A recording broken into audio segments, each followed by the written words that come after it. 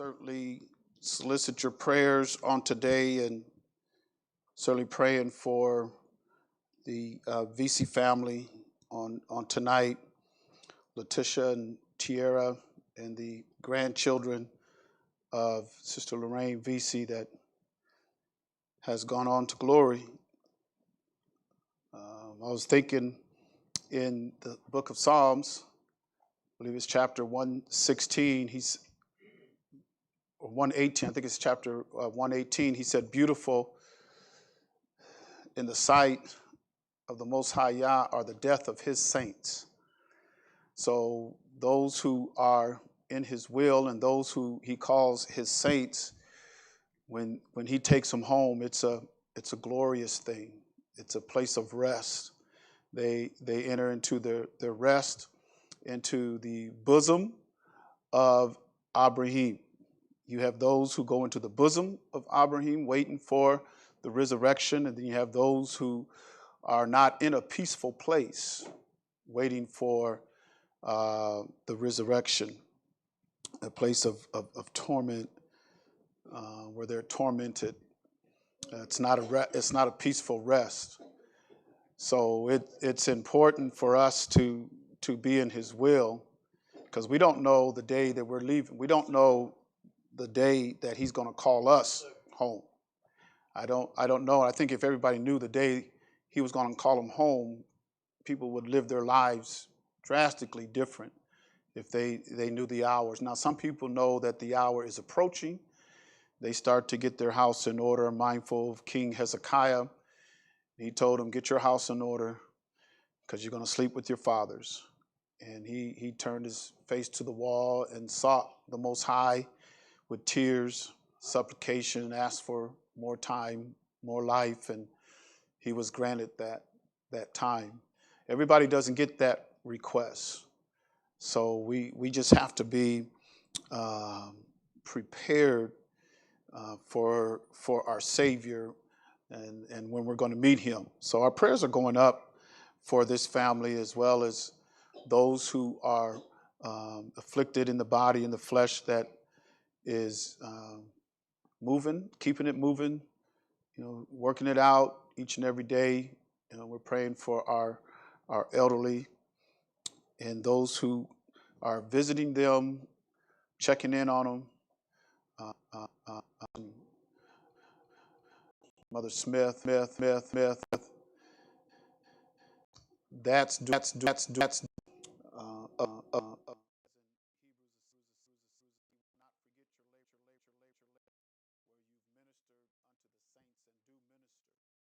So all of the work that you do and the labor that you do, those who are visited Sister Rasa Manley and looking in on her, caring for her.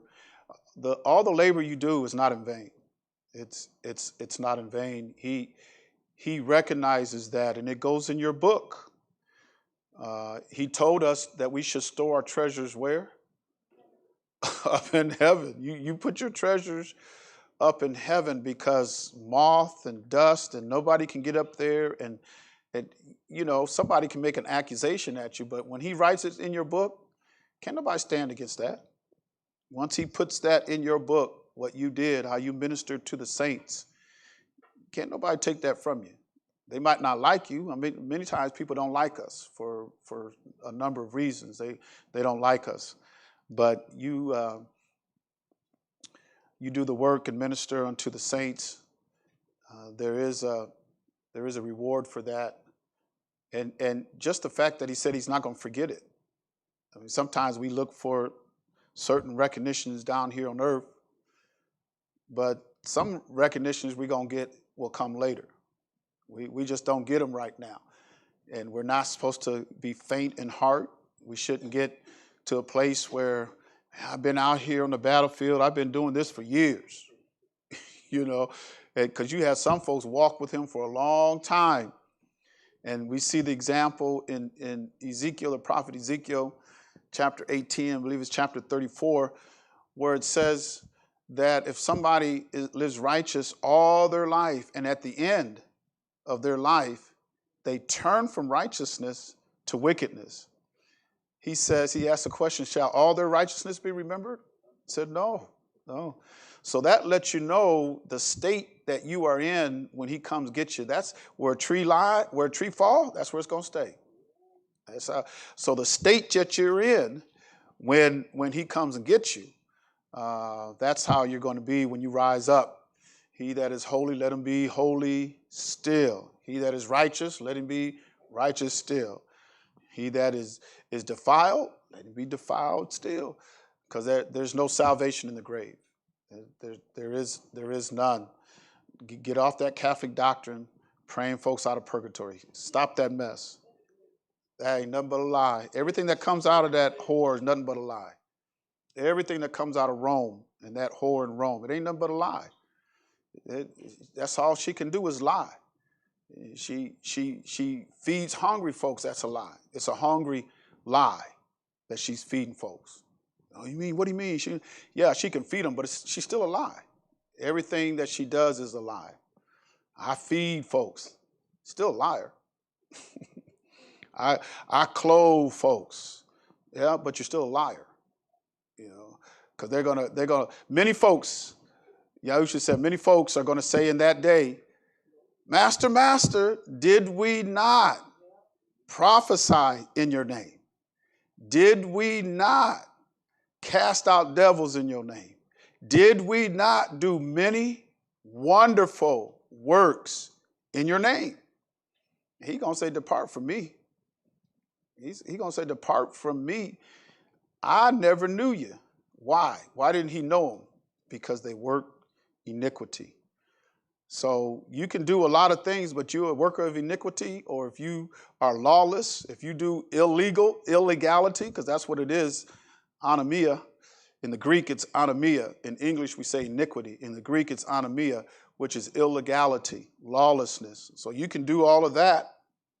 You can do all of that and still be lost. So first I want to go to Matthew 12 and 46. Matthew 12 and 46. We are, it's going to be more prevalent. It's going to be more visible. You're going to see it happening more.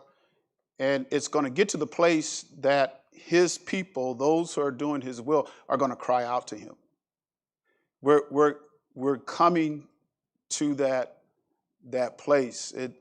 There's going to be a separation. You're going to have some who are going to identify with the beast and the false prophet and the whore. You'll have some that will identify with the whore. And then you have some that is going to come out of that and going to stand regardless of what happens. Regardless. And that's where, our mindset has to be, I'm going to stand regardless of what's going on in my neighborhood, regardless of what's going on in my city, regardless if there's unity in the community, which is what we want, unity in the community. But even if there's, regardless of that, I'm still going to stand. I'm not going to give up. In fact, I'm getting stronger. Is it getting more dangerous and more perilous? Yeah, it is. It is. He said, perilous times shall come in the last days. And he say that? Perilous times will come. Our Messiah even said that there's coming a time where your own friends and family are going to turn on you. They're going to give you up. He says that in the 24th chapter of Matthew. He says your own people is going to give you up. He goes on to say that the love of many is going to wax cold.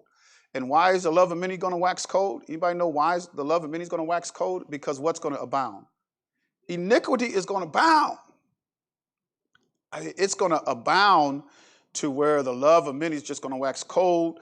You'll have family and friends turning you over. He's one of them. She's one of them. Mark my words. How come you say that? Because it's in the book. It's in the book that those things are going to happen. You might have a family member, and there is an undercurrent going on in this country right now, but it's not just in this country, mainly because we are citizens of this nation, but there is an undercurrent that's going on now that's going to snap a lot of people's heads in the next give it another month. We are 20, I would say 3.5 years from 2019. I was listening to a news clip, and they had our military. They do war games, war planning. They plan things out years in advance. There might be a surprise here and there, but they draw war plans, they do war games, they run different scenarios and what if this happens and everything. And this is something that's supposed to happen in like 2023, which is not too far away because we're getting ready to jump into 2022. But they have a military plan already for like 2023. So there's going to be a lot of things that's going to lead up to that. And it's going to catch a lot of people. This country is so deceptive. They can, through propaganda, they can control the way you think. They can control the way you think. They can tell you what to think. They can form your opinions through propaganda. Can I give you an example?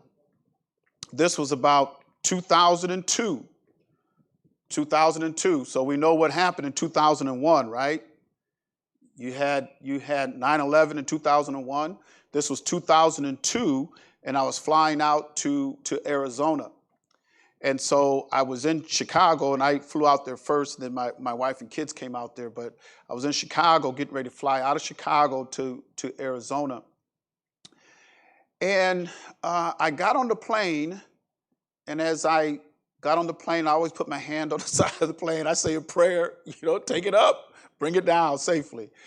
And especially, 2002. I got on the plane, I'm walking down trying to find my seat, and I see a man sitting in the back I'll never forget it. I looked right at him. He had a turban on. And I looked right at my opinion and thought process was already formed. It was already formed. He was an Arab with a turban on. What do you think my thoughts were? Terrorist. He's going to bring the plane down. He's going to bring the plane down. Now, where did I get that from? Because of the media and the government and how it fed me. I mean, I was watching news. I mean, I couldn't leave the news. Is anybody, maybe you guys aren't like that, but I follow a lot of the news, news story. So I couldn't, I was just kind of glued to it. So my mindset and my opinion and everything was already formed. So when I looked at this man sitting there with a turban on his head in the back of the plane, I immediately thought he's a terrorist. Oh my goodness, this plane's going to come. I mean, I had all these thoughts of fear and hatred. I didn't know the man. I mean, obviously we got there safe. We got home safe. I'm still here. Didn't know the man. Didn't know anything. But my opinion and everything was already formed by this culture, this country, and the media and the government, and how it formed my opinion. They're masters at it. I just want y'all to know they're masters at it, because you're going to see some more things as we go down the road. They are presently targeting a group or a people in this nation, and then it's going to spread abroad. They are already targeting a group, and you might be surprised. Some of you might know. Some of you might be surprised this group or these people that they are targeting. It is going to happen. Regardless of what I'm dismissing that. Here's the danger of churches. Here's the danger of churches. You have men and women in leadership positions, teachers and preachers, that are so full of pride, there is no repentance. You don't find no repentance up here. With people who teach and preach, they're so full of pride, there's no repentance. There's no turning. It can be exposed to them. Something is a lie. That's just not true. Now, you better investigate that and seriously take a look at that. They'll dismiss you. They'll call you a heretic. They'll disclaim you. Those are going to be the ones that's going to point their finger at you and say, they're one of them. They're one of them. And going to turn you over. You watch. It's going to happen. Just do a Google search on what the war plans is for United States in 2023, and just kind of do a Google, see what you could come up with, see what you can find. Just do a little bit of investigation about what they want to do, what our military wants to do, and then look at what's going on. I mean, we can't see the forest because of the trees. There's only one nation on this planet, one nation, that has military worldwide. One nation. We are currently close to China, Russia, and some of these other countries that if they were that close to us, what do you think would happen if they was like 30 miles, 100 miles off the coast of California? What do you think would happen? What happened when they thought Russia was down in Cuba? What was that called? The Bay of Pigs. We thought we was going to go to nuclear war with Russia because they was working with Cuba, and they was going to bring some missiles over to Cuba. We have missiles and stuff that close to them, but if anybody comes near us, all of a sudden now, we're whited sepulchers. We're just so righteous. We're just so right. We're so right. Everybody else is wrong. Everybody else is wrong. China's wrong. Russia's wrong. Europe is wrong. France, everybody's wrong. Africa's wrong. Every nation in Africa's wrong. Everybody's wrong but us. South America, you're wrong. Everybody's wrong but us. We are the shine. And this nation is so corrupt. I can go on and on because this nation is so corrupt. But we can't see it because you can't see the forest because of the trees. You really can't see it. But it's amazing when they call themselves a Christian nation, but you lead the world in incarceration. you a Christian nation, but you promote worldwide sexual immorality worldwide. Do you know that this country was going to cut off aid to certain countries in Africa because they said, we don't want homosexual. We don't want homosexuality to be full blown in our country. We don't want that. And our country would cut off aid to them because our country promotes homosexuality more than any other country. But then we turn around and say, oh, we're a Christian nation. Really? Really? I mean, if you look at the sins, if you look at the evil and the wickedness of this country, and then they turn around and tell you they're a Christian nation. And our preachers up here in the pulpit won't stand up and say nothing. Okay. Well, I had to get that out. Matthew 12:46. While he yet talked to the people, behold, his mother and his brethren stood without, desiring to speak with him.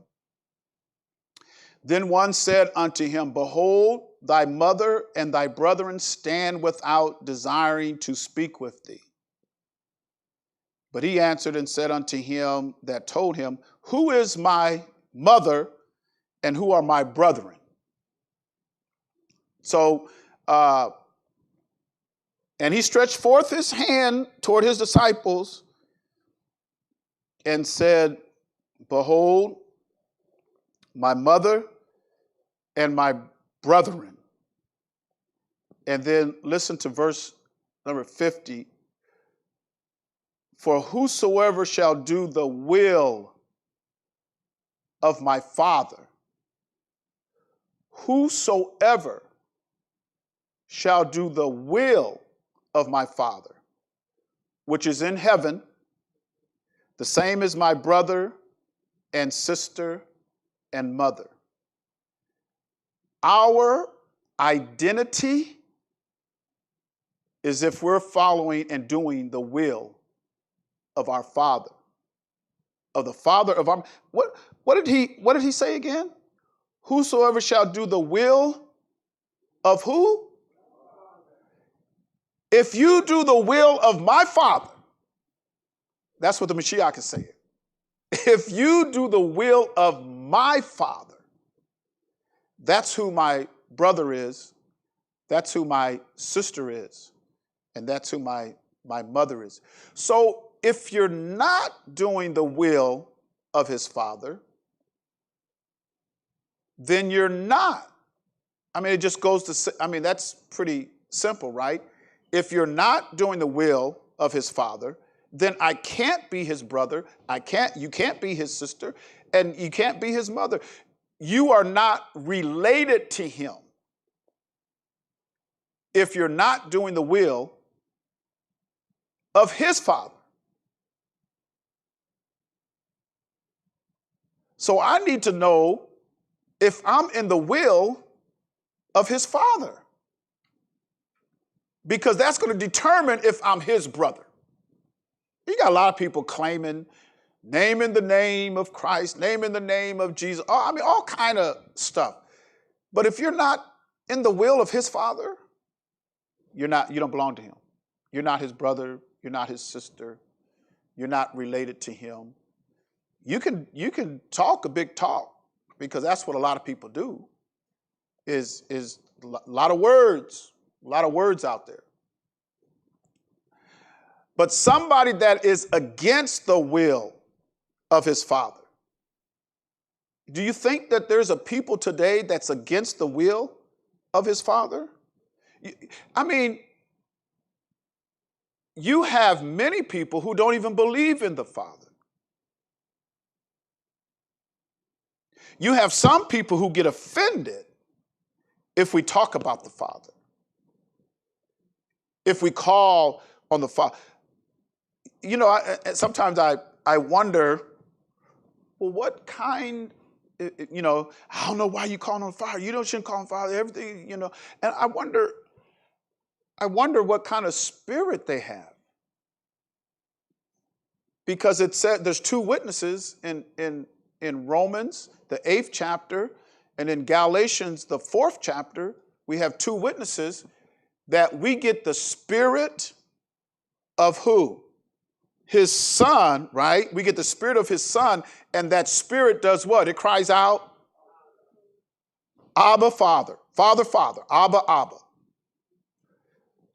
So if you've never offered up a prayer unto our Father in heaven, I question the spirit.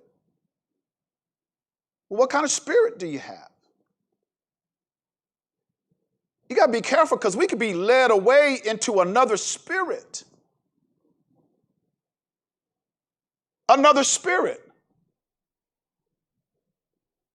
You don't think the devil and his imps like to come and congregate when we congregate? You don't think that? He'll sit there and listen to the same thing you listen to. Separation is coming, because he's going to have, I was in the book of the Kings. I can't recall where the Kings is at now, but the king took over the kingdom, and we all know the history of the kings of Israel, the kings of Yasharal. We know the history of them. How, you had some who were righteous, who tried to keep the laws, the statutes, try to keep the people out of idolatry. Not so much obeying the commandments, but trying to keep them out of idolatry. That was the main thing that severed the Most High from Israel, is because of their idol worshiping, their idolatry. And so there was a king that, when he took over, and so he summoned everybody. The word went out. Everybody that, was a Baal worshiper, and, that, didn't want to give up the idols and would go into, the house of Baal and all this. He says, we're going to have a big old feast. We're going to have a big old ceremony. I want all of those worshipers. Come on, y'all. Come on into the house. All y'all Baal worshipers, come on in here. Come on up in here. You know what happened? He had commanded his military to surround that place. And he says, don't you let not one of them out. Don't you let one get out alive. And they slaughtered all of the idol worshipers. Because one thing our Father would not tolerate is idolatry. He ain't going to tolerate that. He just won't do it. He said, don't put no other idols before me. He said, you don't put no other God before me. What an insult. What an insult. But when our minds are prepared,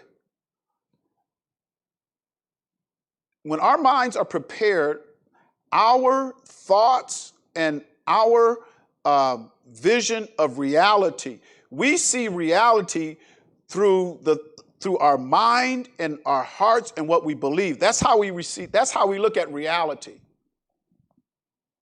And we can look at reality differently. Those who are here now, we all can look at reality in a different light, in a different view, which is formed by the things that you believe. You can make this shofar here, we can give power to this shofar. How could we give power to this shofar? How would we see miraculous things done through this shofar? Anybody?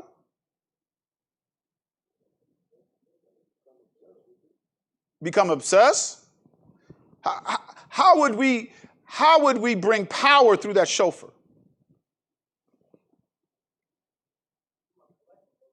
Yeah, I mean, how do you get power? How would this shofar become so powerful to where you can see things happen?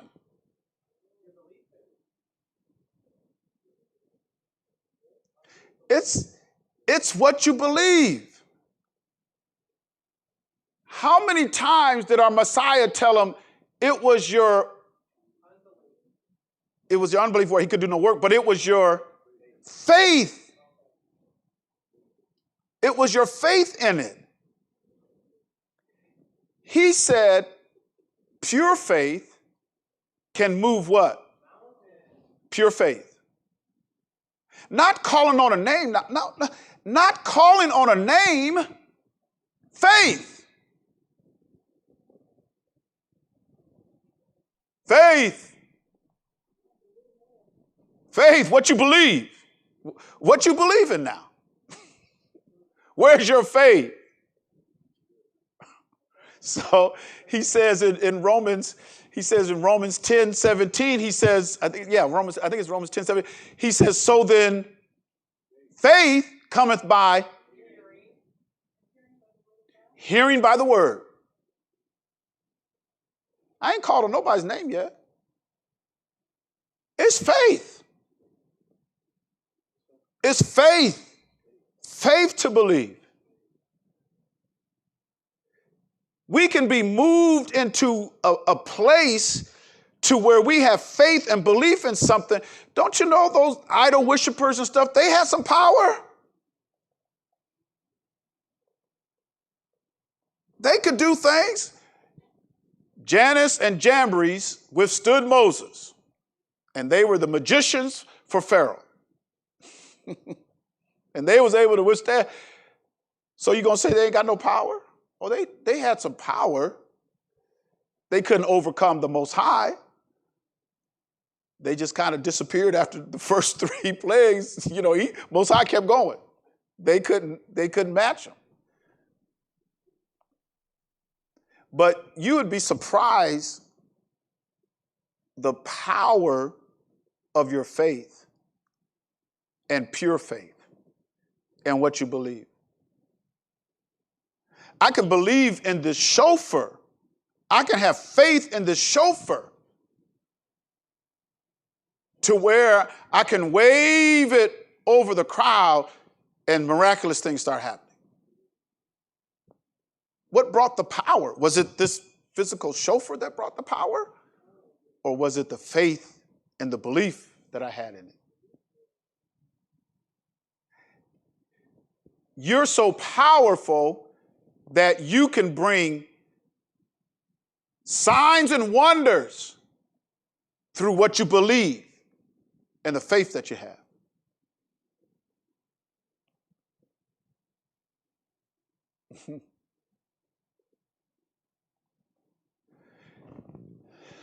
In the book of Acts, they laid hands on folks, right? And things happened.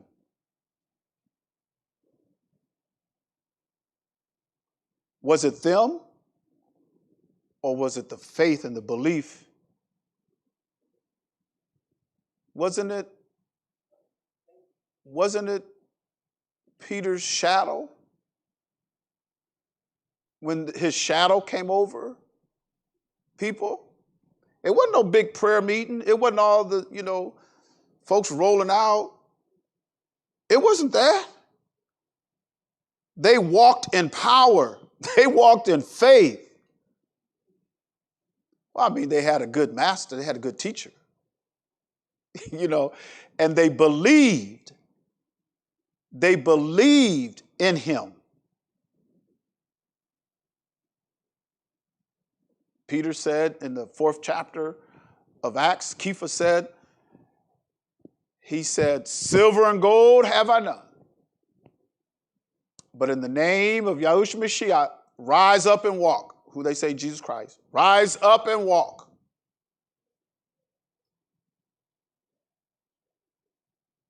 And so the belief that they had. So let's when we look at, for whosoever shall do the will of my Father, which is in heaven, the same is my brother and sister and mother. Where's your faith? Where's your belief? I don't think people believe that. I don't think people believe that. Because the Father's word don't mean anything. But you can have faith and belief in something else and get results.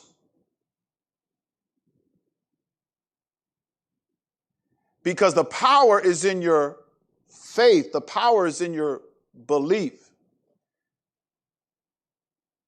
With us here, you put our faith and belief together, we can see miraculous things happen. Just right here, just amongst us. But we have some folks doubting. Some folks uncertain. I'm not quite sure. I don't know. Sounds new. What I've been saying ain't nothing new. It's older than what you heard before. If you want to date it, it's older than what you...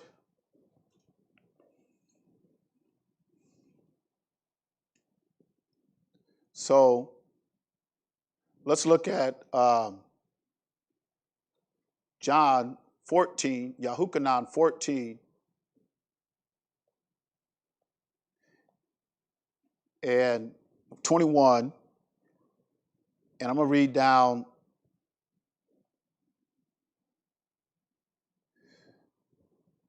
I'll probably read down to 23.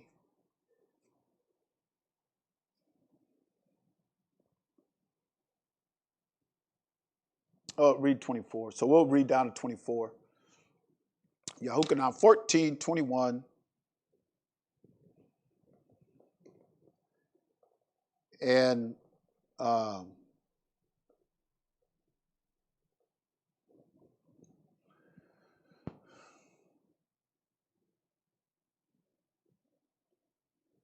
he that hath my commandments and keepeth them,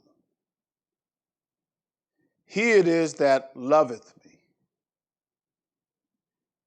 And he that loveth me shall be loved of my Father, and I will love him and will manifest myself to him.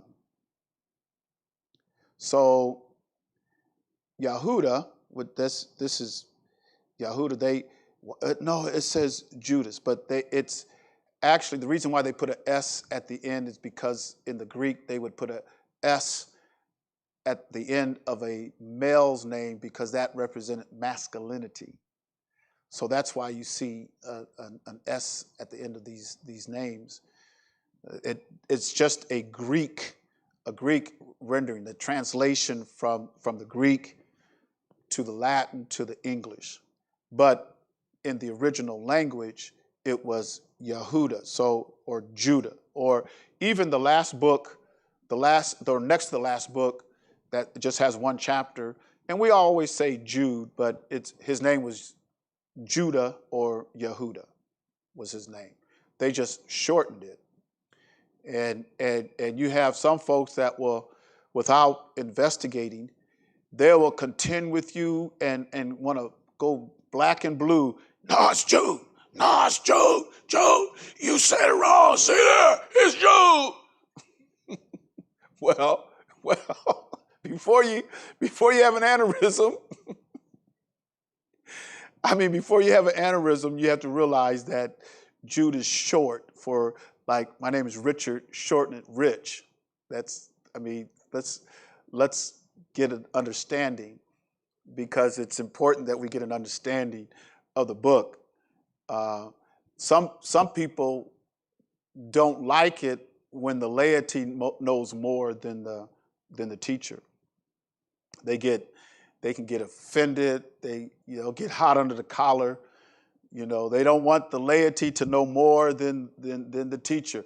But I hear King Daud say in Psalms 119 twice, he says, I know more than my teachers.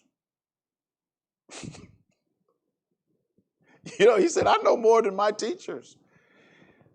How could that be? When you listen to this, listen, children, listen. Student.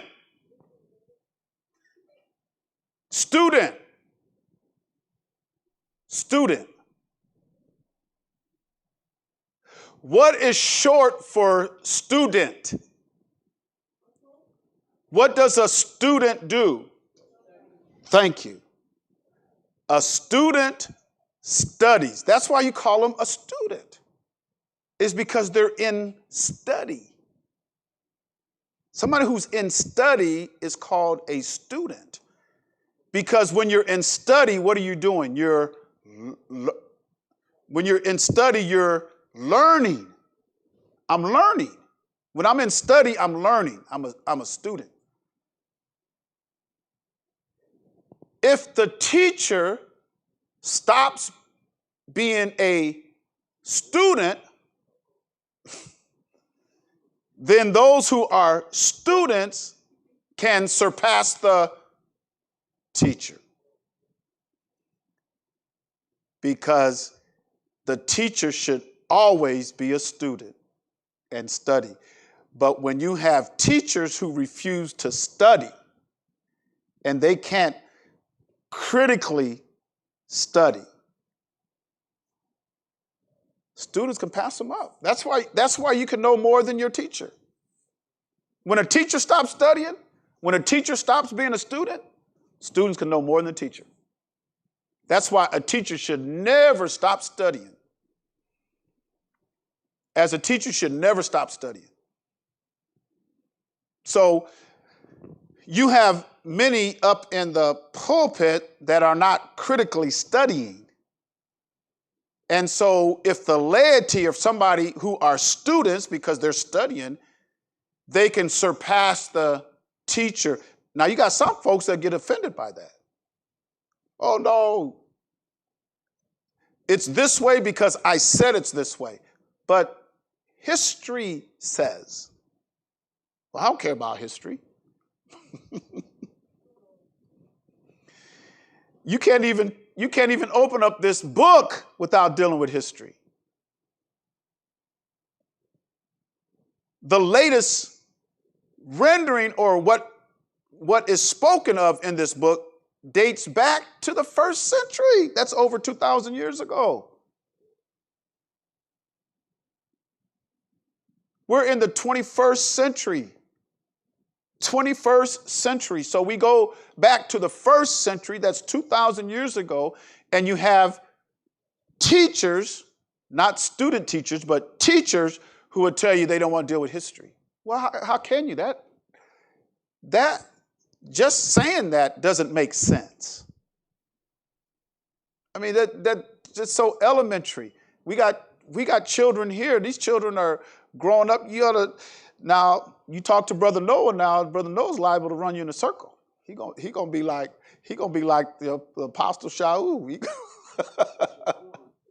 Huh? He puts you in the corner because he studied. He's a student.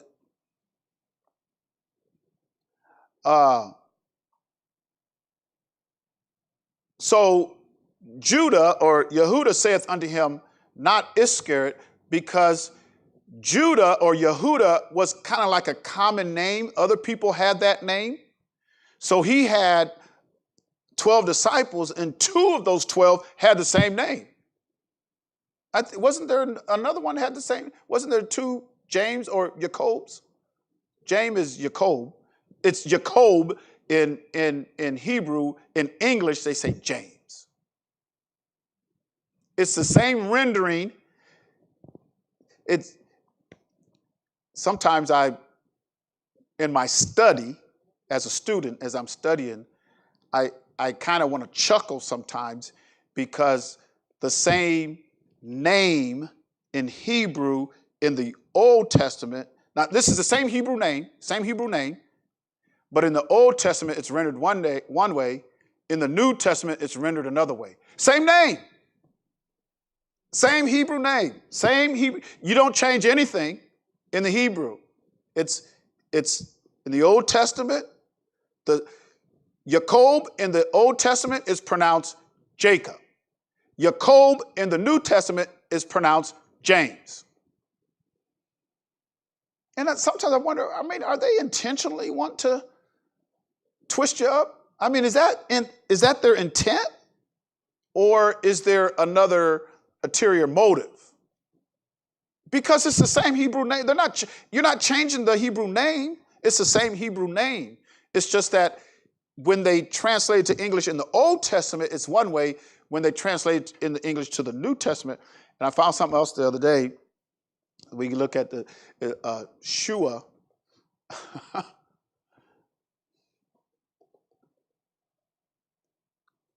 You know who Shua was in the Old Testament? I'm just going to throw this out here to y'all Bible scholars.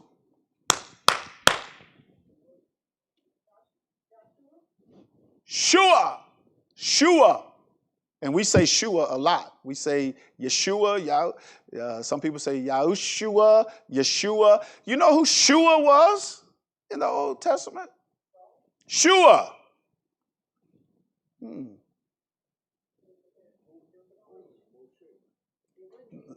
Moses was Moshe, or some say Moshe, Musha. Shua.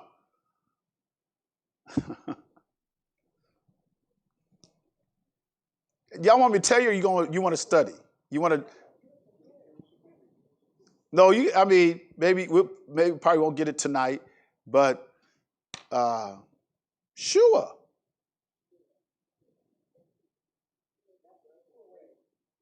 Huh? I mean, some of y'all been studying that Bible, students of the Bible for how many years now? But I understand, because when I go back and read things, I go, man, how come I didn't see that before? Why am I seeing that now? I didn't see it before.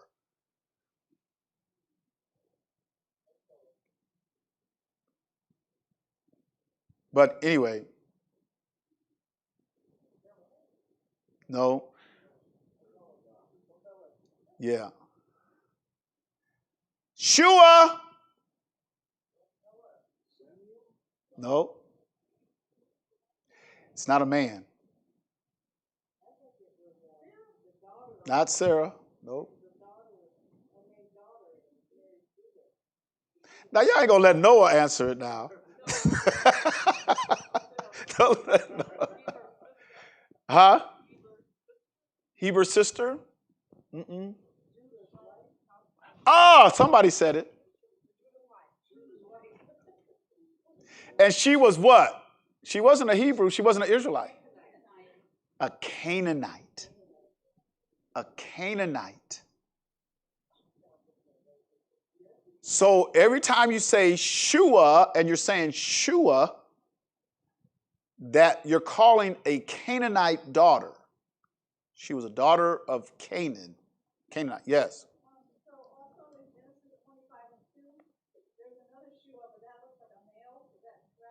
I don't know. I was looking at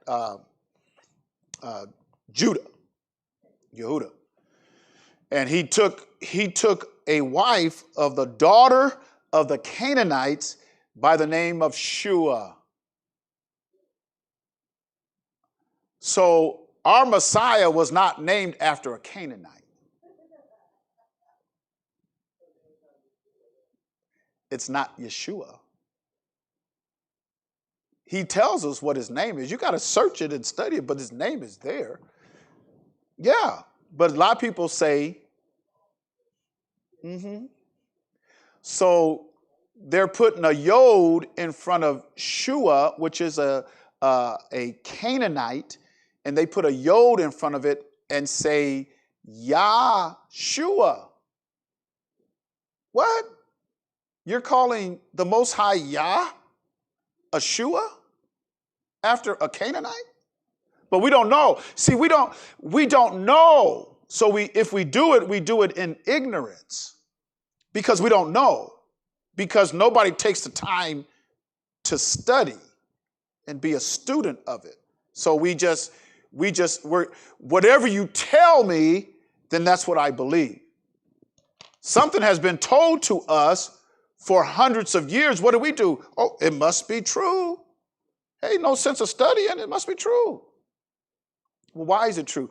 Because the preacher said it was. Is there any chance the preacher could be wrong? No, not my preacher. My preacher is infallible. And as soon as you start doing that, you make a God out of your preacher. And you put him in the place of the Messiah. I'm sorry. Ain't no preacher that Now, was I under leadership and preachers that, oh yeah. And did it blindly. Did it blindly. But I don't want nobody here to be blind. Yes. So Yeshua is the incorrect pronunciation? Because that's not it wasn't Shua. Shua is a Canaanite. And what you're saying is Yah is a Canaanite. Yah is not Canaan or of the Canaanite. It's a Canaan. It's not a Hebrew name. It was a heathen name. He gave his son a Hebrew name, not a Canaanite name. So his son's name is Yahusha. Yahusha is his son's name. Yahusha is his son's name. The father's name is Yahuwah. 4 vowels. All 4 more vowels. Has anybody ever did a study the difference between a vowel and a consonant? Huh? Why do we call one a consonant and then another one a vowel? Because when you look at our Father's name, it's the tetragrammaton. Tetragrammaton just means 4 letters, 4 vowels. Tetragrammaton means 4 letters. So if you go into the Hebrew and you look at those 4 letters, there's 4 vowels. Now, how many vowels do we have in our language, in the English alphabet? How many vowels do we have? We have 5, sometimes 6, but 5, sometimes 6, right? Because they say Y, sometimes yeah. So, but in the Hebrew, it's 4 vowels. The Yod, A, the U, and the Ayin, which gives you an I sound. So he had the Yod, A, Ud, He, which is 4 letters, which are vowels. So why would he want them to pronounce his name with 4 vowels? What's the significance in that? I don't know. I don't know. I don't know. But he chose vowels to say his name. I want you to say my name. They're vowels, not that hard consonant. So the son's name is Yahusha, the father's name is Yahuwah. So he said, I've come in my father's name. So his father's not a Canaanite. So if you say he comes in his father's name and you're calling him Shua, then you're calling him a Canaanite name. And you're saying that the father must have been, did the father have a Canaanite name? No, he didn't.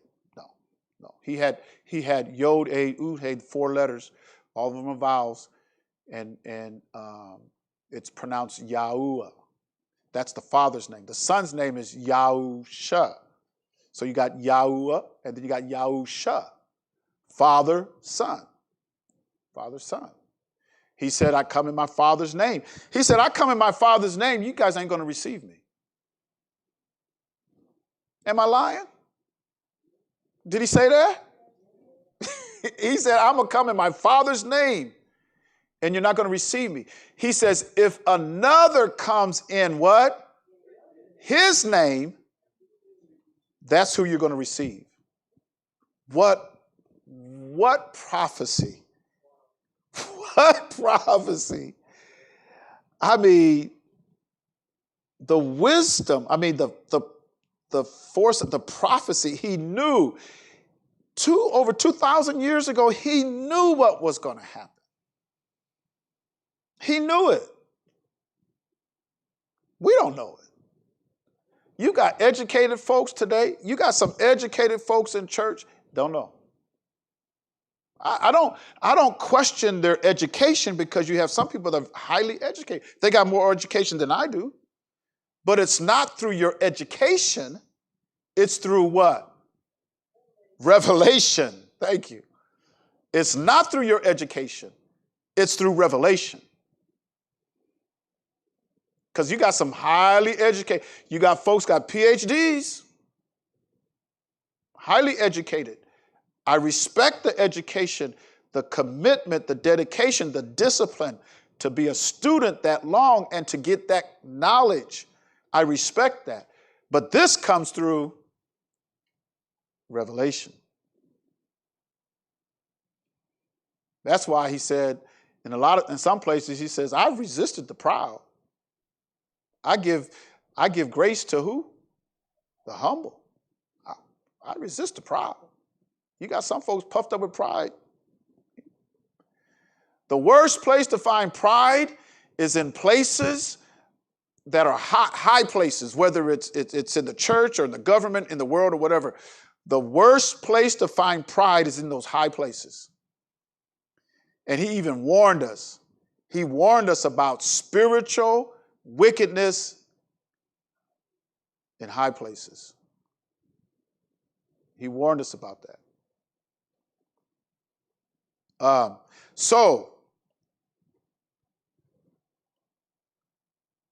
Verse 22, Yahudah saith unto him, not Iscariot, Rabbi, how is it that thou wilt manifest thyself unto us and not unto the world? How are we going to see it, but the world's not going to see it?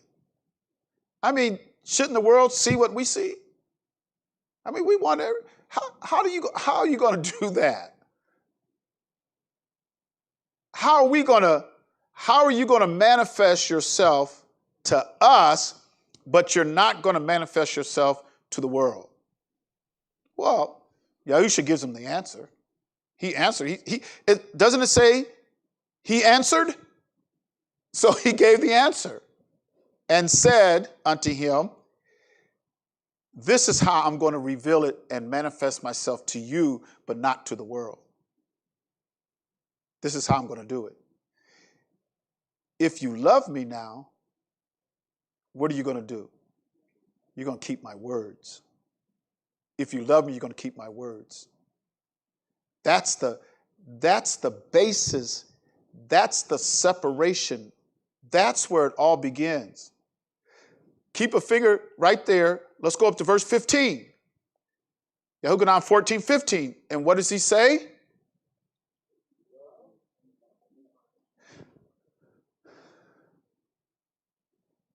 Now, do we believe him? Do you guys believe that? Anybody out there in the chat? I mean, do you believe that? Because there's a problem with that. There is a problem with that. Because if we keep his commandments, they're telling us we're not saved. And some of y'all might believe it. I don't know.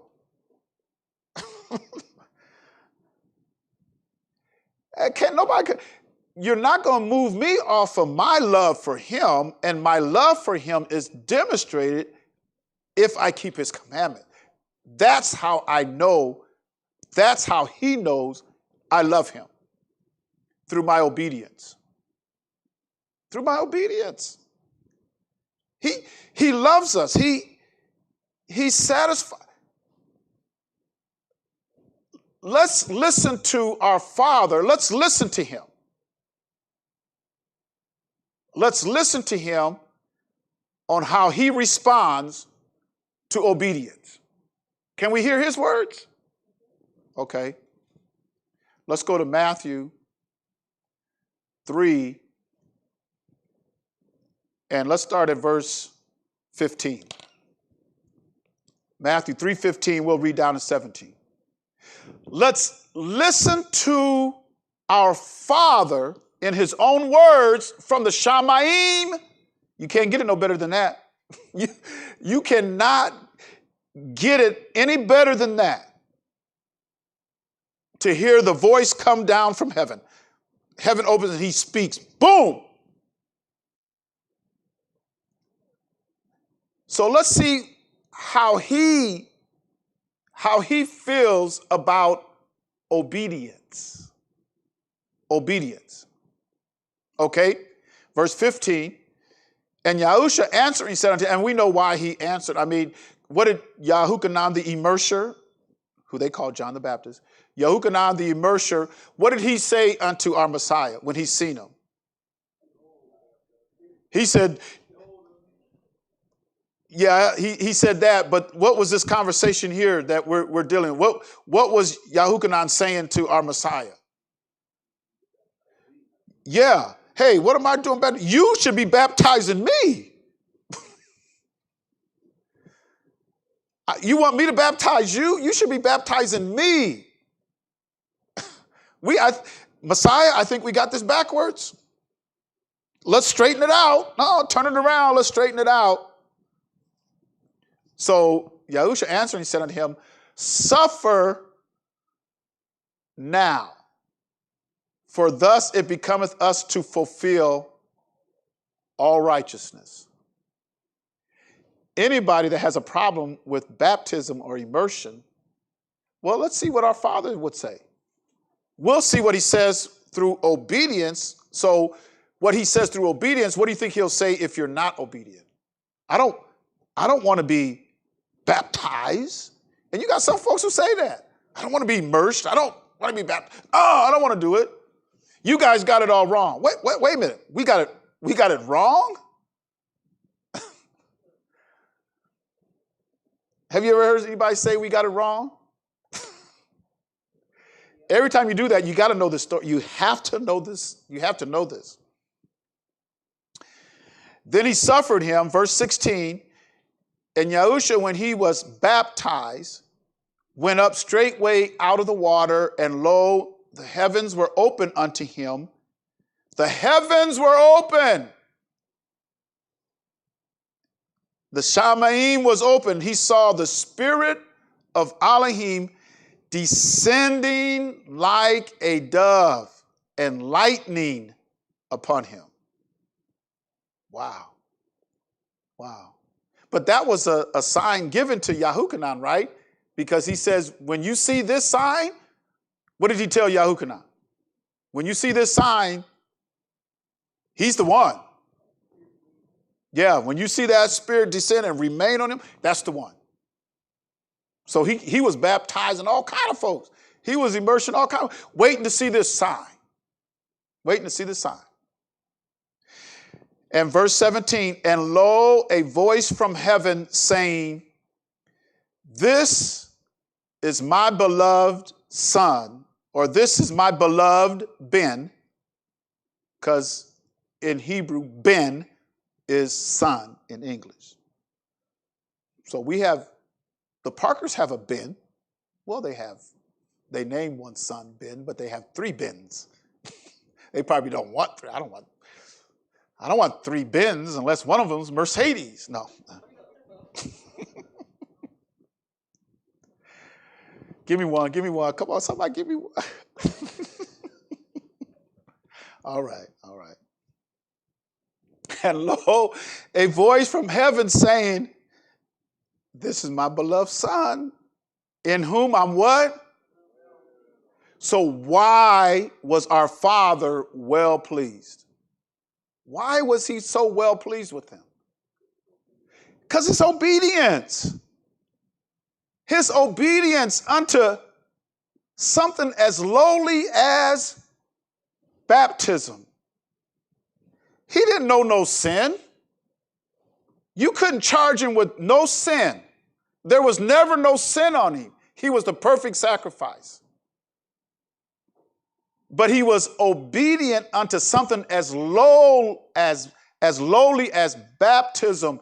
And so we hear it from heaven, this is my son, I am well pleased. So let's say you have somebody that refuses baptism. Do you think our Father is well pleased? No. Yeah. He's not well pleased at all. No. So I don't, anybody, well, I don't have to be baptized. We don't have to be baptized. No, don't. Stop. I mean, we can just stop it right there. There's really no discussion, because if our Messiah had to do it to fulfill all righteousness, and he didn't know sin, we was born into sin. we was born into sin. What did King Daud say? I was shapen in iniquity, and in what? Did my mother conceive me? I was conceived in sin. The seed had sin in it. The seed from the Father had sin in it, but not our Messiah. Not our Messiah. But he was obedient. And so the Father says, oh, I'm well pleased. I'm well pleased. He's well pleased through our obedience. So let's go back to Yahuchanan 14 and we were at verse 23. If a man love me, he will keep my words. Just obedience. Simple obedience. And didn't he say in first Yahuchanan, 1 John, Yahuchanan, didn't he say his commandments are not what? They're not grievous. They're not.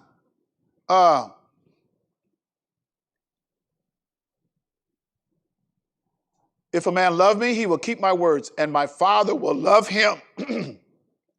And we will come unto him and make our abode with him.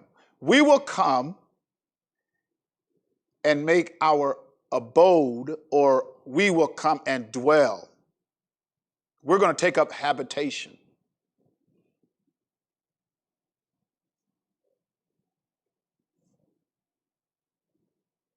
Now, verse 24, he that loveth me not keepeth not my sayings.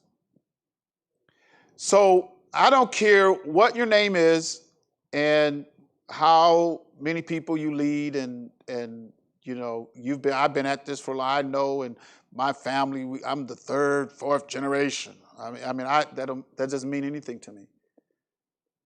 Because it's not going to mean anything to him. Because remember where we started? He says, if you want to know my brothers and sisters, you're going to identify them as how? The ones that keep the will of my Father. So that's how we're going to identify them. So if you're not in the will of the Father, then you can say all day long and talk all like that. And not say nothing. And the more you talk, the less you say. Because if you don't have his words, he that loveth me not keepeth not my sayings. Now listen to what he says. And the word which ye hear is not mine. Whose words are they? So if the Son says, if you love me, keep my commandments, whose words are those? That's the Father's words. Those are his words. Well, what if a preacher says you don't have to do that? We elevate and we put preachers and teachers between the Word, the Father, and us. We allow that to come in between us and the Father. A man or a woman that's going to die. They're going to die. Give us a little bit more time. We can't stop it. We can't stop the aging process. Wish we could. We can't wait till we get that new body. We stop that aging process. But until we get that new body. So we're going to let somebody come between us and the words of our Father? That. We don't know how serious that is. We don't know the severity of that because he hasn't brought judgment yet. But I'm telling you one thing, if people don't repent, and pride is going to keep a lot of people from repenting. Pride. They can't repent. I'm too big. I'm up here too high. I can't repent. I know too much. I can't repent.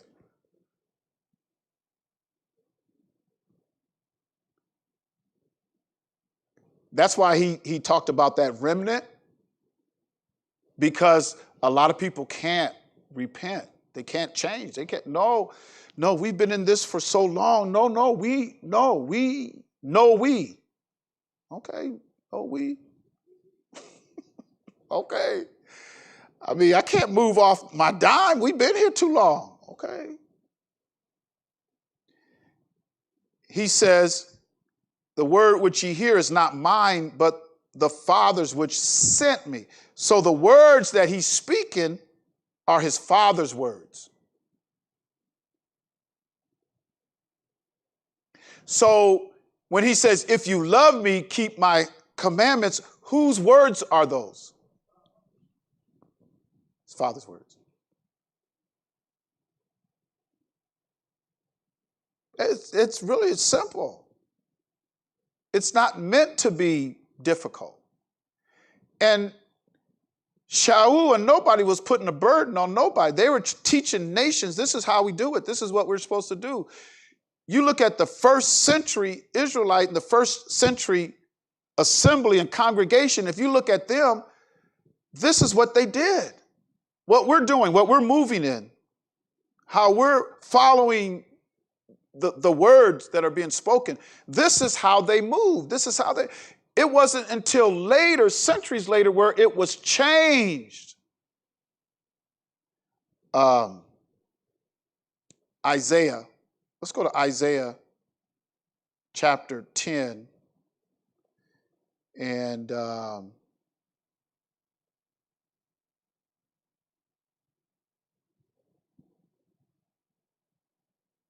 let's look at 10:22.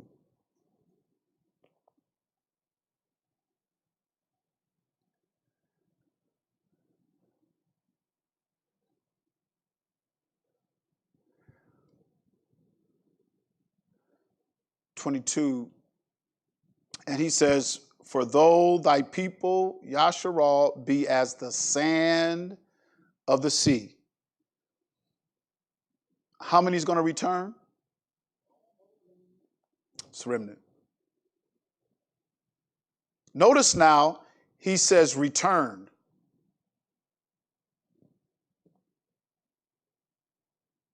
So if he's speaking in present tense, and that's Isaiah the prophet, he's a prophet speaking in present, speaking in prophecy in future tense. If he's speaking in future tense, and here we are reading this, for us to think that all of this flock, everybody's going to return, don't think that. We can't think that. That's not according to prophecy. In prophecy, he says, even though there's the sand of the sea, even though Yasharal is the sand of the sea, returning to him is only going to be a small number, just a remnant.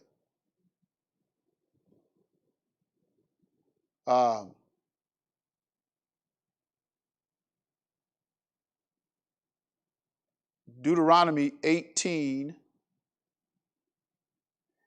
and verse 18 and 19. Deuteronomy 18 and 19. For some reason or another, people are tricked to think that we shouldn't read and study what they call the Old Testament. And that's a trick. That is really a trick, because you don't even have the New Testament without the Old. If you don't have the Old, you don't have the New.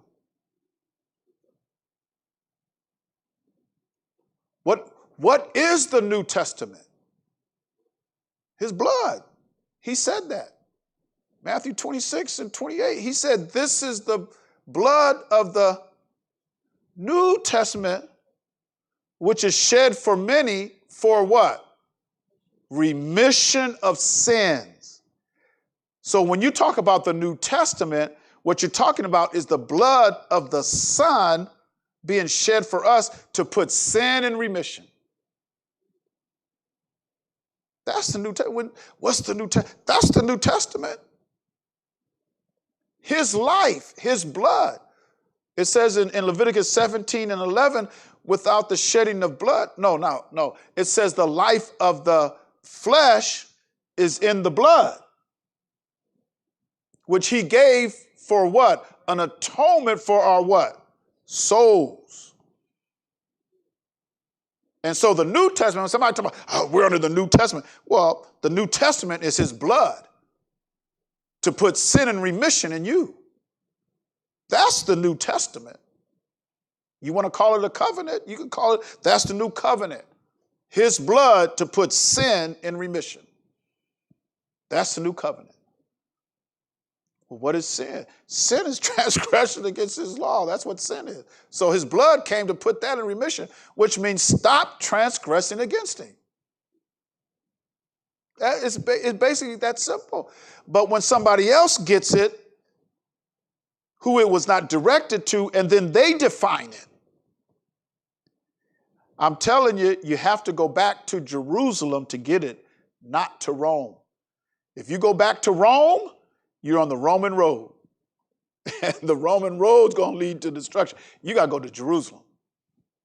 How far back you going? To Jerusalem, where it was given. Let's look at Jerusalem assembly. Let's look at them. What did they do? Because Yahusha told us, you worship you know not what. We know what we worship. Salvation is here. Okay. I will raise them up a prophet from among their brethren like unto thee, and will put my words in his mouth. That's why Yahusha says, the words that I speak to you, they're not mine. They're my Father's. And he shall speak unto them all that I shall command him. In verse 19, and it shall come to pass that whosoever will not hearken unto my words, which he shall speak in my name. So if I don't follow the words of the, because you know what? Some people say, well, I don't have to follow the words of the Mashiach or Christ. I can follow what Paul said. Because Paul said, and then they go off on all of this, what Paul said. Well, Paul said this, Paul said that. This here is not talking about Paul. This is talking about his son. It ain't talking about Paul. The words which he shall speak in my name. Now, if you don't hearken unto that, I'm going to require it of you.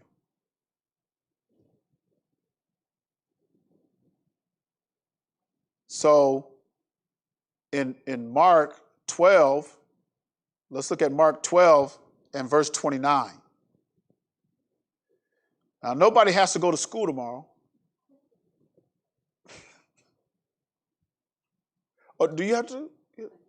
Okay. And so most of us are going to be with family. We're going to sit down and we're going to have this time to spend with our families. It'd be good one of these years if we can feed folks who are hungry. I'd like to do that. I really would. Just set some. Y'all see what they finished the street now. The contractor for the city that staged all his equipment in our lot and everything, he put the gravel down there. He flattened it all out for us, made it look really nice. Put up some parking chalks right there on Marquette Street. Did y'all see it back there? You have to see it. Look at it when you leave. And then in the daytime, you'll be able to see it. It looks really nice. Looks really nice. So it would have been nice if he would have just paved it. No. We're going to have to hire him back to put some pavement down on it. So tomorrow we're going to be with our families. Now, we are planning a youth event on Friday at 2:00. We're going to try to put our skates on and do some skating at 2:00. How many of y'all?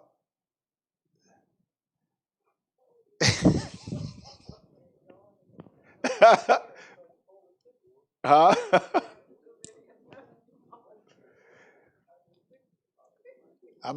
I might just kind of hold on to the wall.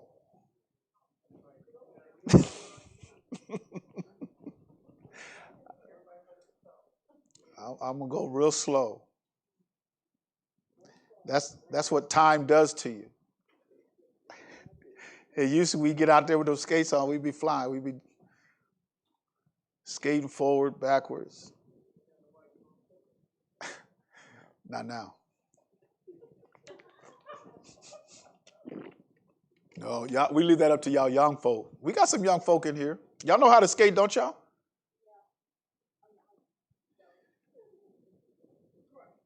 Nathan, Ben, and Noah, do they know how to skate? Oh. Your grandkids know how to skate? Yeah. Yeah, we're going out 2:00. So we got some things planned, and we're having where's it at? It's the one over in Moline. Skate City. That's what we're going, Skate City. So that'll be on Friday at 2:00, and then the following week we're having a game night here. Now the 28th we're having our feast to kick off dedication. So the 28th at 6 p.m. The 28th. Yeah. Yeah. We'll have our Sabbath bread, breaking of bread on the Sabbath. But then the 28th is the first day that at evening is when we start the dedication. So we'll have a feast to start the dedication. And it's 8 days. But we're just going to kick it off. And this is a time in the 10th chapter of Yahuchanan, or John, our Messiah was on Solomon's porch during dedication. It says it in Yahuchanan 10:22 that he was on Solomon's porch, and it was a time of dedication feast. And you know what else they said? It was winter. Sister Walsh be in the book. Well, she's in the book. I can start a verse and she'll finish it. Yeah, so the 28th we'll have a feast here. And it's 8 days, and it's an 8-day celebration. And if you normally fast, but during that 8 days, it's supposed to be a joyful feast, 8 days of feasting. So if you do fast, for them, when they fasted, it was a day fast. Well, it was from 6 a to 6 p, or from sun up to sundown. Now, which means if it's sun up to sundown, then I'm gonna do all my fasting in the wintertime. Give me another one.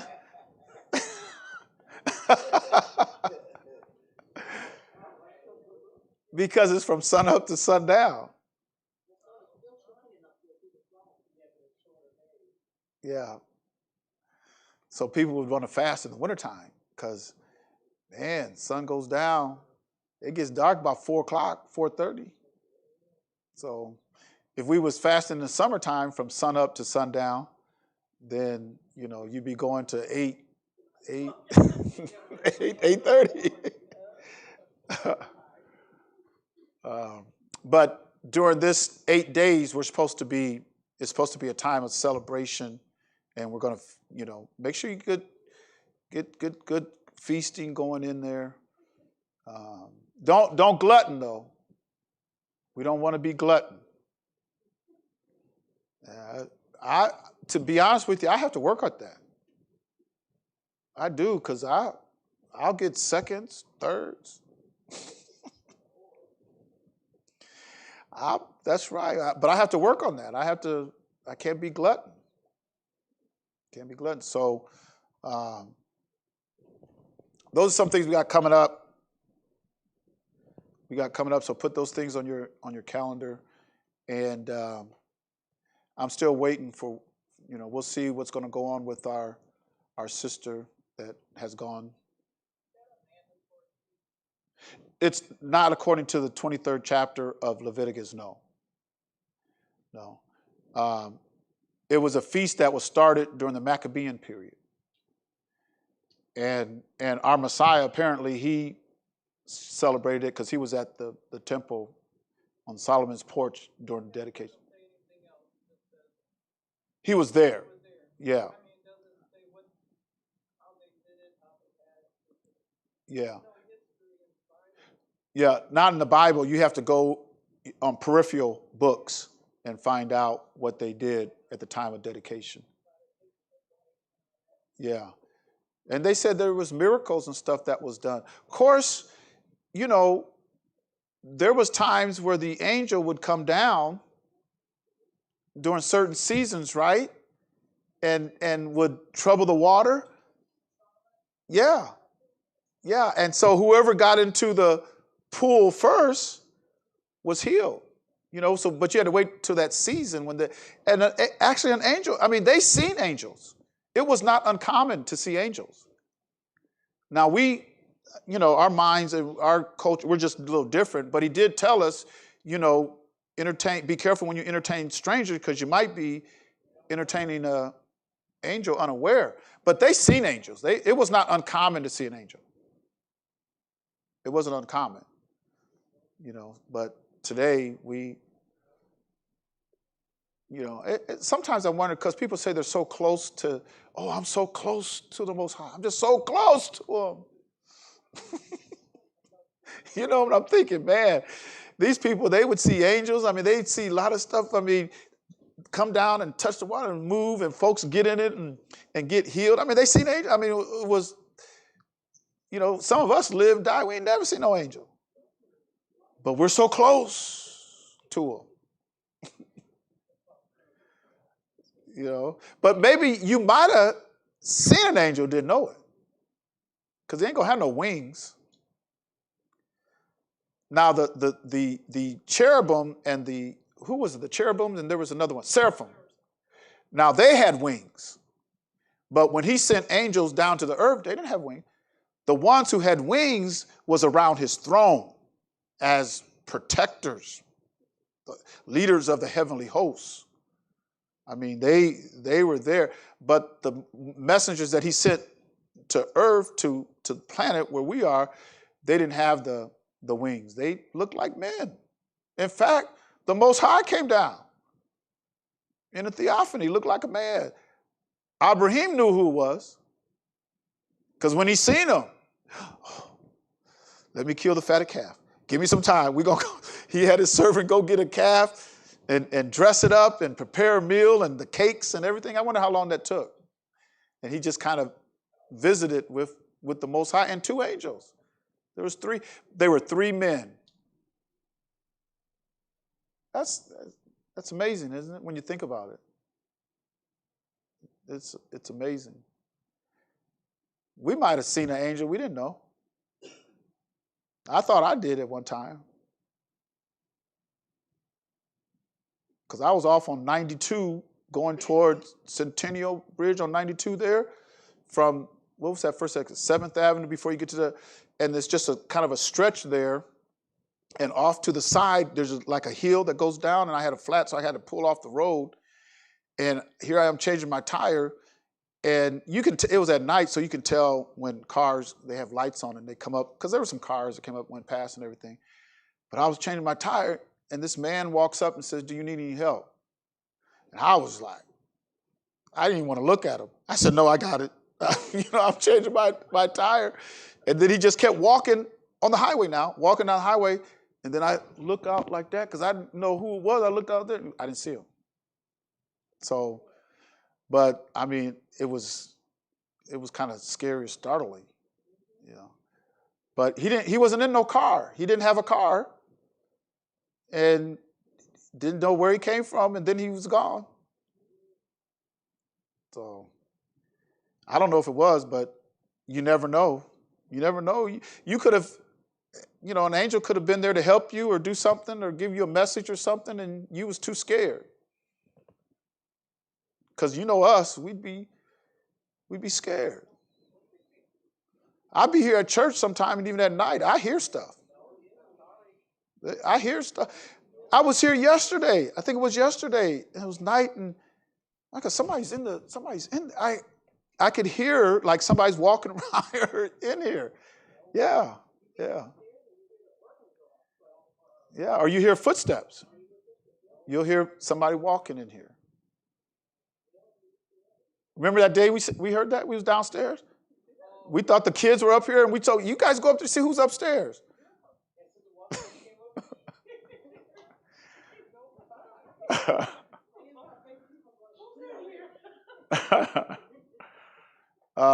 Okay. So those are some things that are coming up. But in Mark 12:29, and we're gonna let you go. And we want to get into those commandments, and I'm gonna say some more about it on the Shabbat, and start to deal with some of those commandments, because they're there for us to have our relationship with the Most High, which is vertical, and then our relationship with our brothers and sisters, which is horizontal. And by keeping those and being obedient unto them, you will be that's like he says, I'm going to reveal myself to you, but the world's not going to see it. The world's not going to see it, but you're going to see it. I'll manifest myself unto you. Our obedience to his commandments is his manifestation unto us. But it does set us apart, even amongst our own. Because you have people amongst our own that'll say, you guys don't have to, I don't know what you guys doing.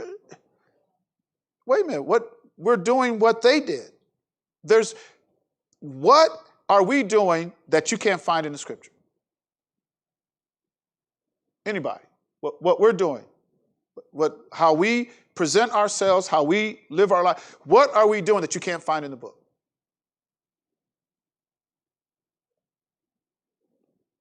To follow, you mean you're going to follow the book? Yeah, I got to follow what's written in here.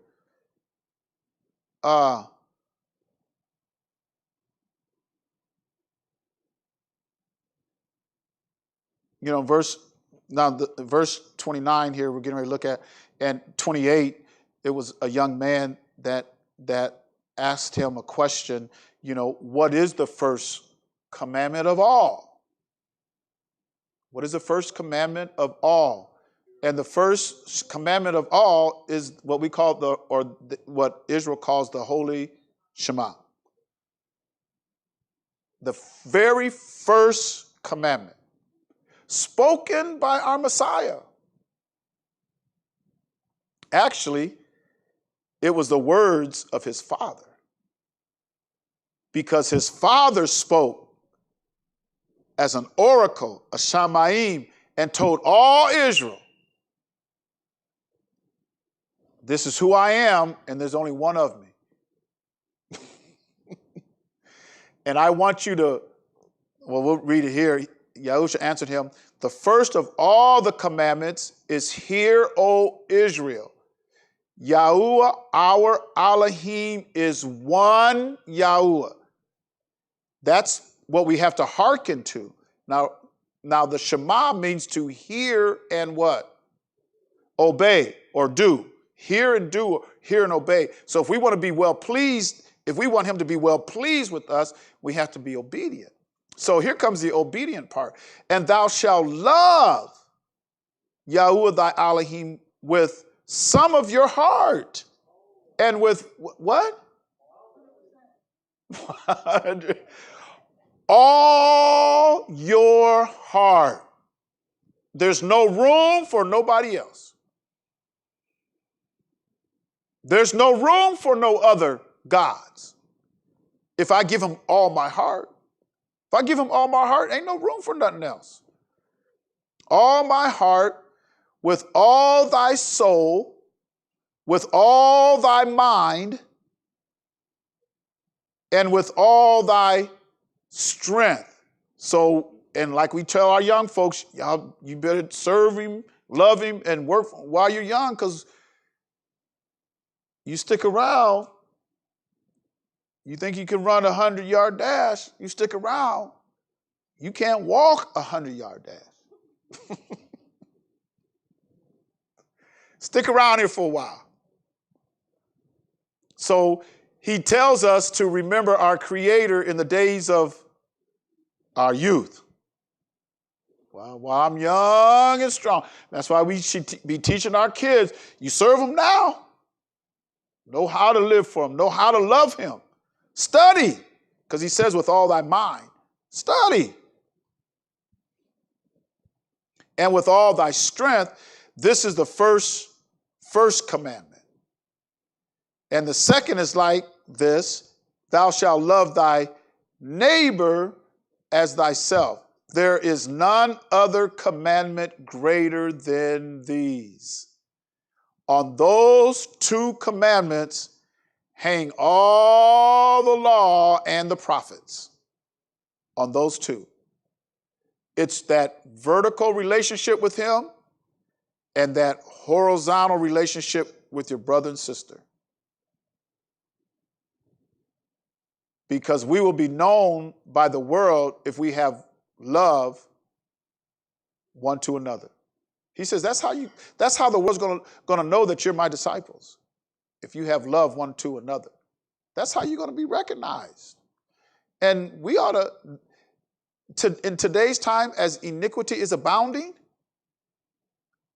our love should be on display. In fact, because I brought out the other day about the covenant of salt. I mean, the only reason why the world is being preserved now is because he's got some salt on the earth.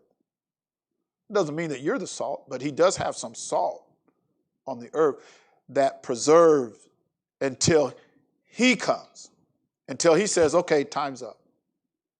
Fullness has happened. Here comes some judgment. But until he says that, which I think we're getting closer. We're getting closer.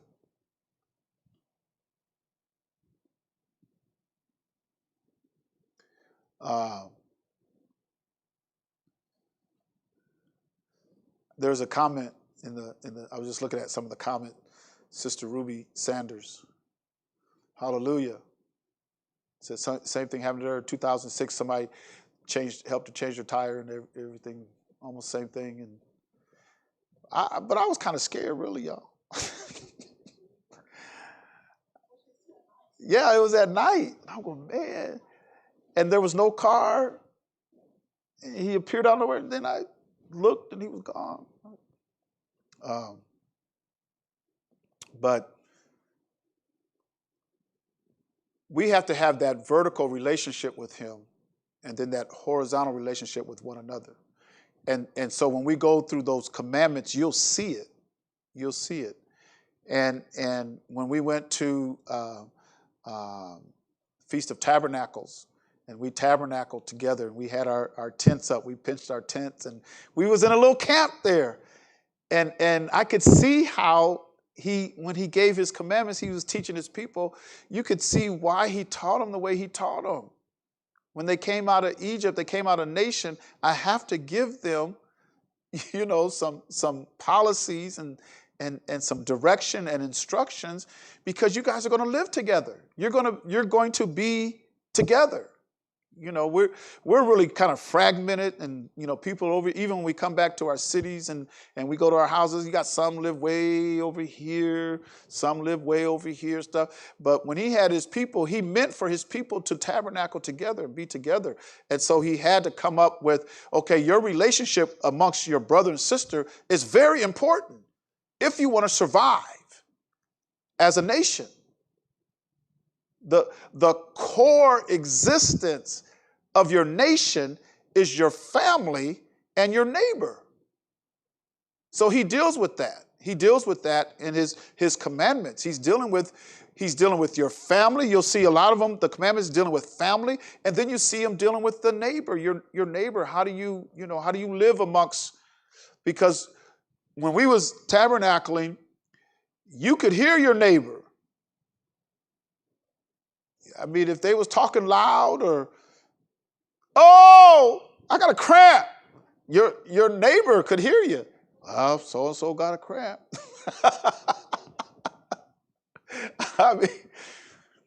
But we were close together. And that's how it was. And And even in I was, reading through, going through the Kings and stuff, even with the Kings and stuff, I mean, it was important to have family and to have people around the table.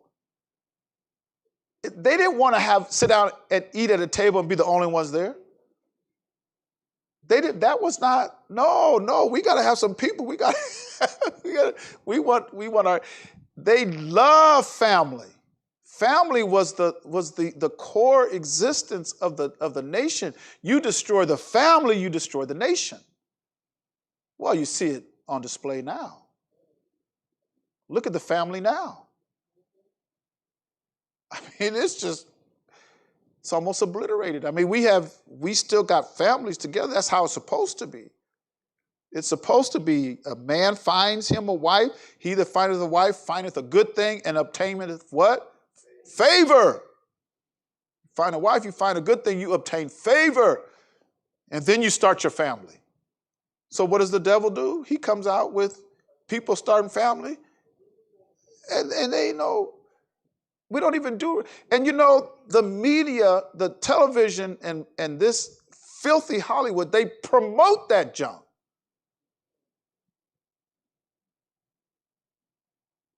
But we don't have to take it. We don't have to take it.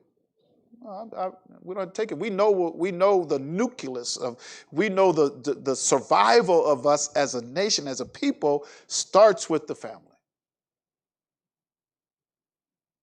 In fact, the first promise given to Adam, was to be what? Fruitful, multiply, replenish the earth, because he gave him what? Dominion. You can't, what if you're the only one there? What you got dominion on? You're the only one there. That ain't no dominion. Dominion, I've got to have something to be over. So he said, I want y'all, you be over all of this. All of my creation, I'm giving you dominion over it. And you got folks afraid of a fly. Oh, roach. Step on it. Crunch. We're afraid of mosquitoes, stuff, little bugs. What is it? It's a bug flying. I can't even hardly see it. See it flying around.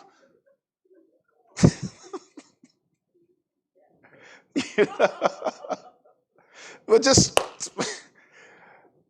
we have dominion. David knew it. That's why he wasn't afraid of a lion. As a child, he wasn't afraid of a lion, wasn't afraid of a bear. You know who he was afraid of? He was afraid of his father. He says, I'm watching my father's sheep, and ain't no bear or lion going to get one of them, because I have to answer to daddy. He'd rather kill a lion and a bear than have to face his father. That's some fear of father. You feel your father that much, you'd rather face a lion and a bear. I'd rather face a lion and a bear than face my father.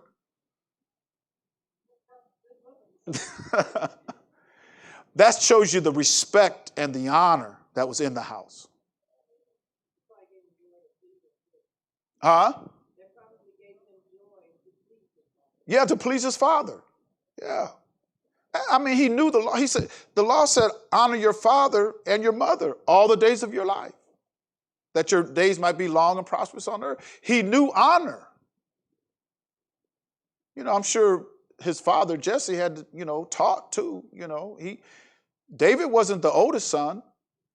And usually you see what happens to the older kids. By the time you get to the middle, the kids in the middle or the ones at the end, well, we know how to do this because we see what happened to the older ones. So there's some things we know daddy and mama don't play. But yeah, his love for his father, he honored him. He wanted to please him. That's honor.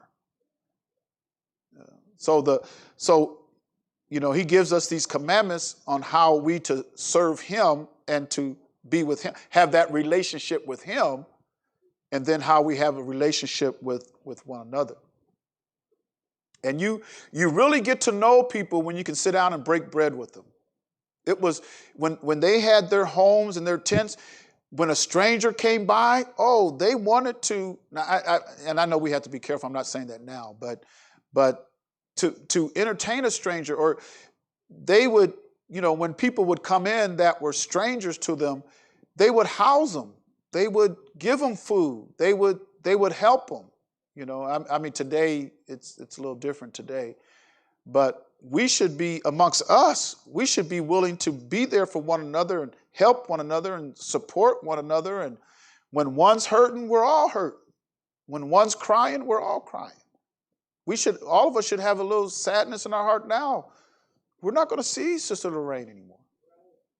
We're not going to see her anymore. That ought to, your heart ought to be heavy. Wow. Because when that family's crying and hurting, we all should be crying and hurting. And we've had others who have lost members of the family, and we should all feel it and be there to support. Do you know when he talks about the balm of Gilead? And balm is that ointment that you would put on a wound to kind of soothe and, take away the pain. It's that ointment that does that. Well, that balm can be kind words and knowing what to say and when to say it. It's like ointment. It's like that balm on a wound that heals. People will remember the things that you say and do for them during a crisis and things like that than if you just totally disappear. I can't handle that. Well, maybe you can't, but maybe there's something that you can say, something that you can do that will be that ointment that helps them when they're hurting, when they're suffering with something. And it don't have to be real philosophical. It doesn't take a deep dive into research and study. I spent 10 years studying sorrow and grief. No, don't take all of that. Sometimes it's just a kind word. I'm here for you, brother. I'm praying with you, sister. Want to have a word of prayer just to let. And sometimes when we pray, you ain't got to pray through. It's not a pray through time. It's not, I got to use big flowery words and show them my verbosity. And it's not all about that. Sometimes just kind words here and there, just to let them know. I've lost loved ones, and I know what you're feeling. I know how you feel, and my heart is heavy with you. I'm in deep sorrow with you. But you have to mean it. You don't want to be fake. I mean, it has to be sincere. It just has to be sincere. So some of us are hurting now, and we should feel that amongst ourselves. Like he says, love your neighbor as you love yourself.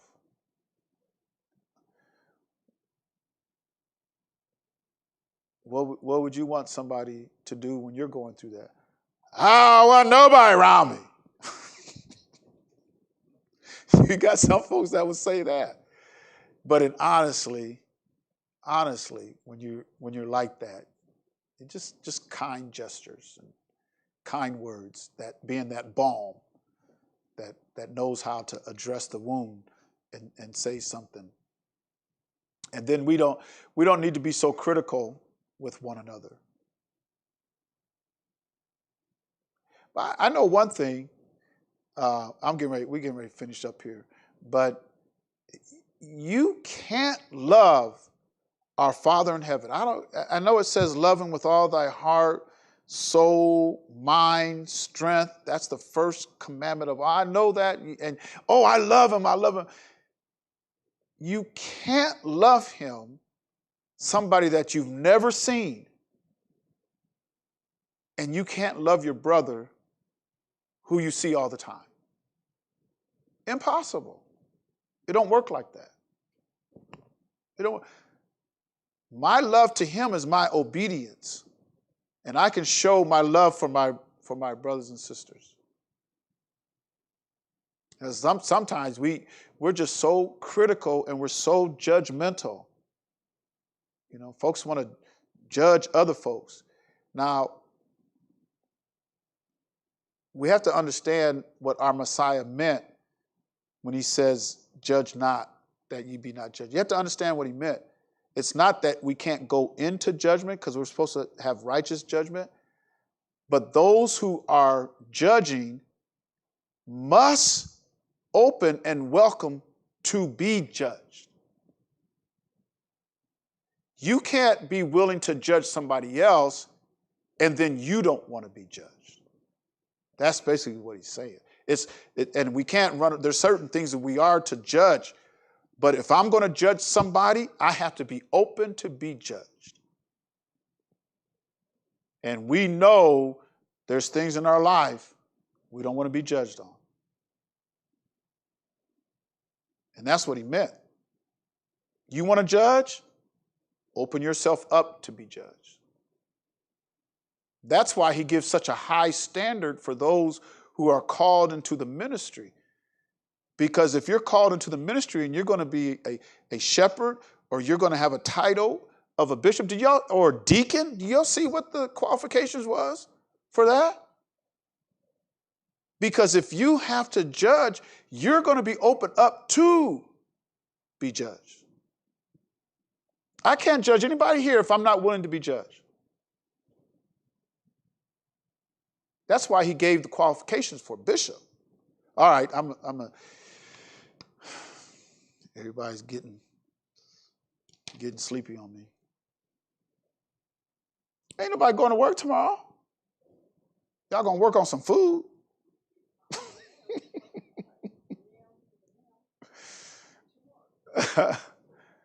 All right. We're going to close it out. We're going to close it out and kind of pick up where we were. Kind of pick up on the Shabbat.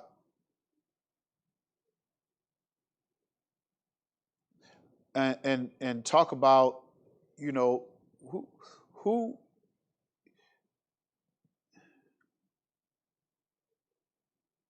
where he put what he said about Israel and where he put them. He put them in this high place. He put them in this high place because what high place? What are you talking about? Because he said they were a royal priesthood, a holy nation, a chosen generation, peculiar people. He said, I'm going to make you a kingdom of priests. You're going to be royal. So we can't sell that short. We can't take that lightly. There is requirements and standards for us. There is. He don't want his daughters I'm going on, I know, but he don't want his daughters looking like everything that's out there. Not his daughters. Not his sons. You're in the royal court. Show some love and respect for yourself.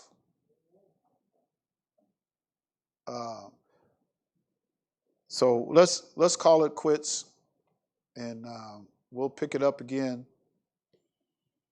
King Daud says, thy word, he says, I meditate on it day and night. I can't get it off my mind. Okay, so we're going to say shalom and good night. We thank you all for joining, coming in the house, the physical house and the digital house, being a part of this. And forgive me for being long-winded, and thank you for staying with us. You have time to be with your families and enjoy your families and sit down and have something to eat. I don't celebrate Thanksgiving. It's all you have to do is just do some study on it and find out where it came from and what it meant. And but we have our feast. We have our feast days. We have our feast day. But if they're giving you time to be with your family, some of us got family coming in town and we got things we're going to do.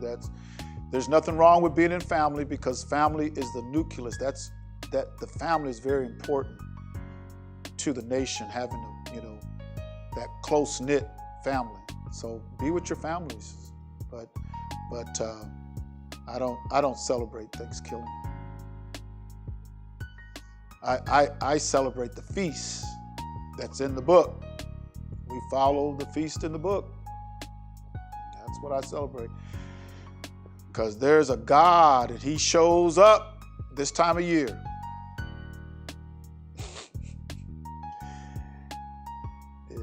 He's got all kinds. See, some folks think them demons, they just all evil, wicked looking at them. No, there's some demons that do some things that make you feel good. You got some lust demons, man. They make that flesh feel good. It's a lust demon.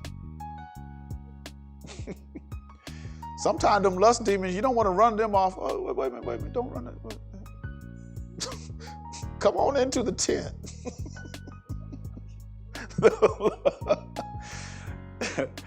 Because we think of demons, we think of all the evil, but there's some lust demons.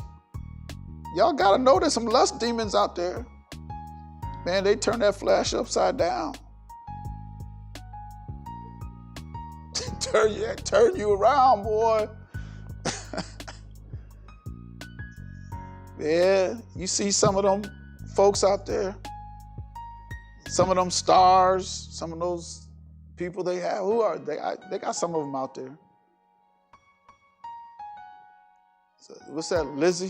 She likes to wear diapers. Isn't that her name? Lizzie, or what's her name? Huh? Lizzo. Yeah, she likes to wear diapers. Show everything.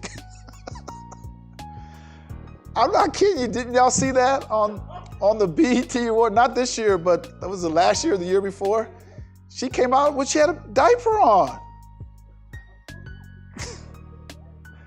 I mean, it's like, then you got, y'all know, y'all see this last commercial for, Popeye's chicken? You know who they got on there? About the sauce? Yeah, Megan Thee Stallion, about the sauce. And she's just jiggling and everything, selling chicken. That's some of them lust demons. You got some people, I want to see the commercial. You got the point I'm trying to make is we think of demons as being very evil and wicked. Oh no, there's some other demons out there now. Y'all don't be fooled. Don't be fooled by these demons. They show up. They show up. Got Lil Nas X, he got a demon. And y'all see that commercial he's on? I'm just talking to, yeah. Did y'all see that? Elton John and Lil Nas X.